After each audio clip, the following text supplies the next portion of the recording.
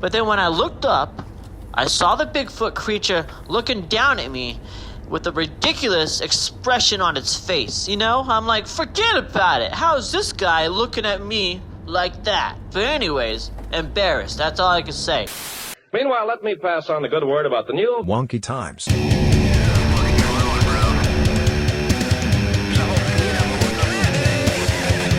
Richard Fuller. Wonky Times. They'll say it's incredible. Wonky Times. Well, Wonky Times.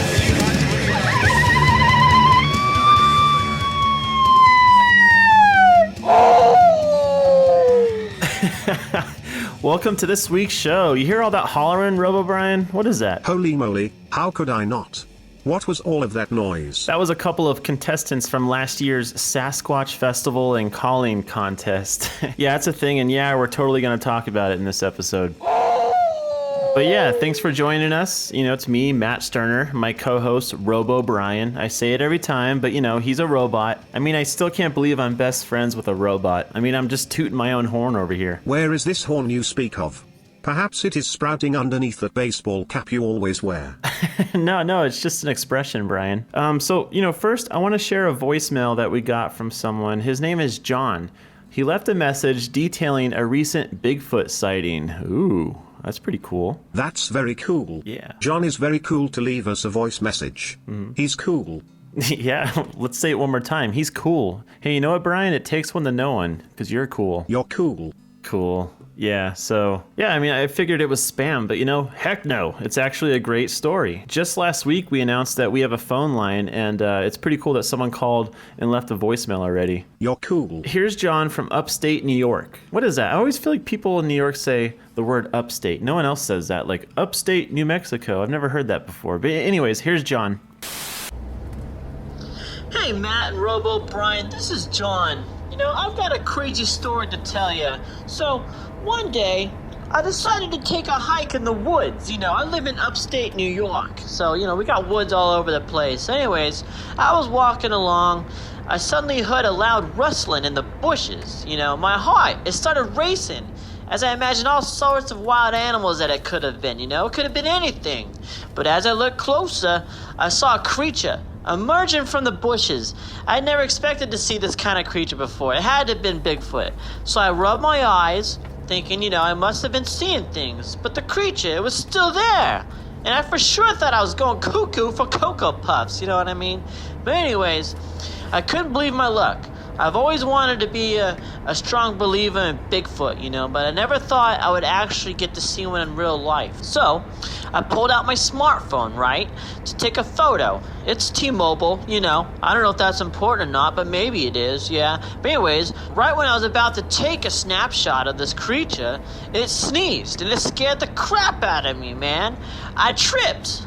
I fell. You know, I fell over this log, and I tumbled down a hill, landing in a big old heap of crap at the bottom. It was embarrassing, you know? But then when I looked up, I saw the Bigfoot creature looking down at me with a ridiculous expression on its face, you know? I'm like, forget about it. How's this guy looking at me like that? But anyways, embarrassed. That's all I can say.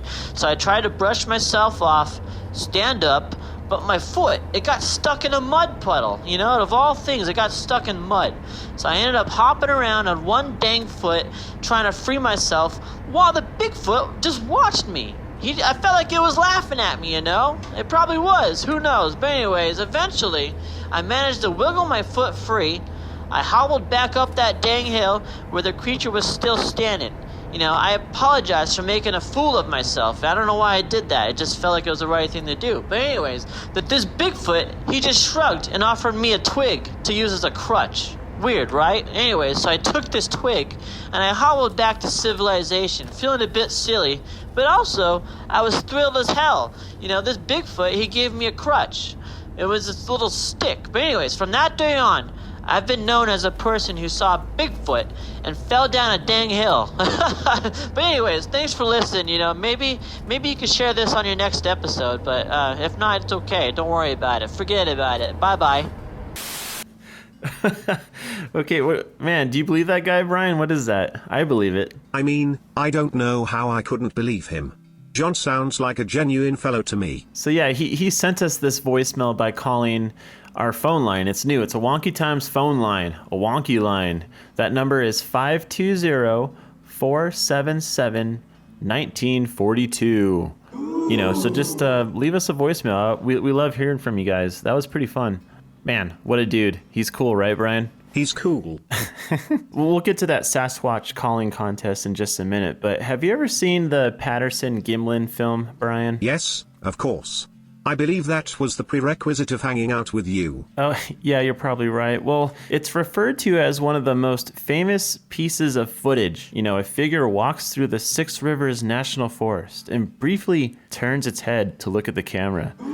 So yeah, the two guys shot the footage on October 20th, 1967. Why are you bringing this up? I mean, so I'm bringing this up because recently experts used AI, artificial intelligence, to stabilize that viral footage of the Patterson-Gimlin Bigfoot film from the 60s. And now everyone's saying it's a total fake, you know, but I don't know. I don't believe it. I think it's real. We've got the article all about it at wonkytimes.com, so check that out.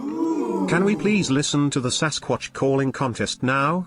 You've had me hooked since the opening of this episode. Yep, so here we go. You know, there are Bigfoot festivals all around the world. There's one in Marion, North Carolina, where they have a calling contest, and also there's one in New York. But I want to talk about the one in New York. You've never heard many Sasquatch callings before, have you, Brian? Oh, like that time a Bigfoot called a person over in Russia?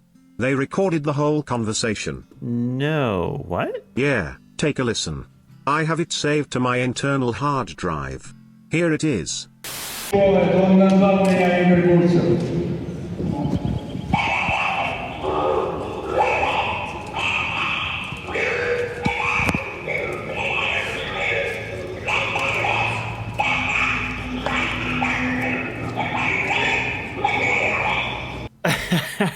No, that's not what I'm talking about.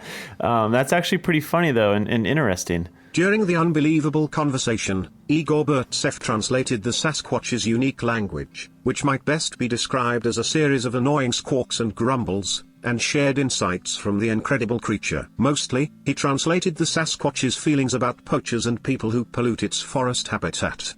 We have the article available to read at wonkytimes.com. Wowee, thanks for that, Brian. Man, you're like a really smart guy, you know that? Hey, you know what you are? You're cool. You're cool. Yeah, you're cool. You're cool. Cool. Cool.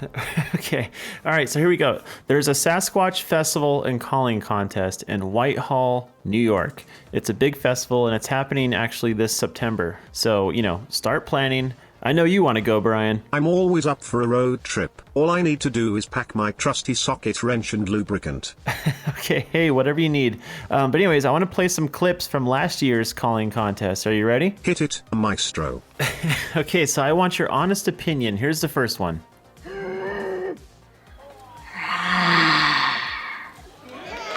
I don't know, Brian. That just sounds like someone who ate a big bag of Flamin' Hot Cheetos, you know? Yes, extra spicy. All right, here's another one. I like how people said wow at the end of that one. But yeah, that guy just sounds like he's angry because the other person ate his Flamin' Hot Cheetos. That's not cool. Not cool at all. Yeah, totally not cool. You know what I would sound like if someone stole my Cheetos? Just like this.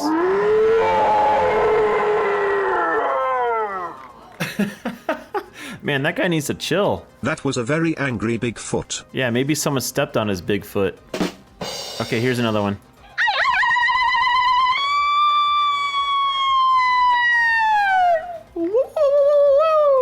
Man, was that Xena the warrior princess? Remember her, Brian? No, but it sounded a lot like your mother. Oh, wow, Brian, jeesh. Just joking around. That was a low blow. It kind of sounds like what happened to this guy. Sounds like Bigfoot got kicked in the nards. Yes, the furballs. Yeah, exactly. Hey, this next one sounds like the guy I ran into inside the Taco Bell bathroom last week.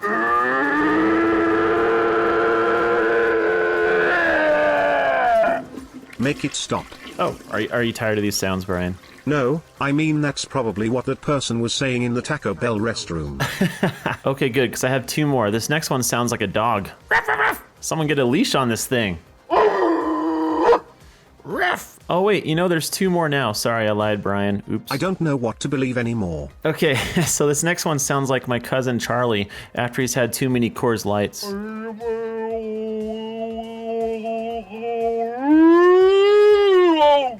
Okay. All right, Brian, here's the last one. This one actually won the contest. Are you ready? This is the moment I've been waiting for.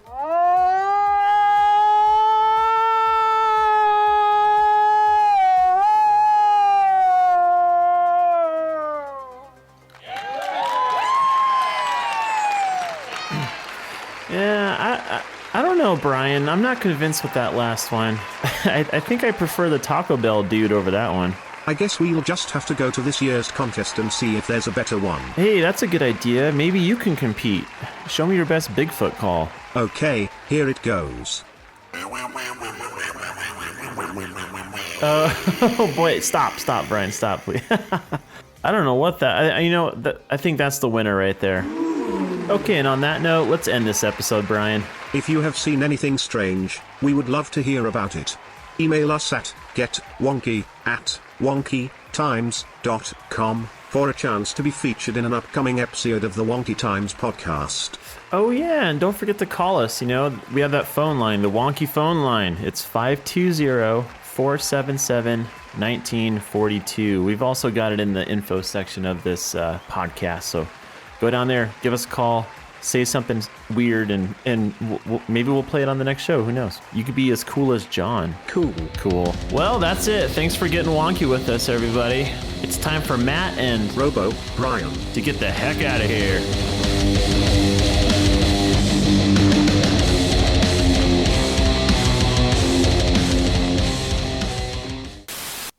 When Polly came into my life, I had no idea how much I needed the level of companionship that a dog provides. She lights up my life.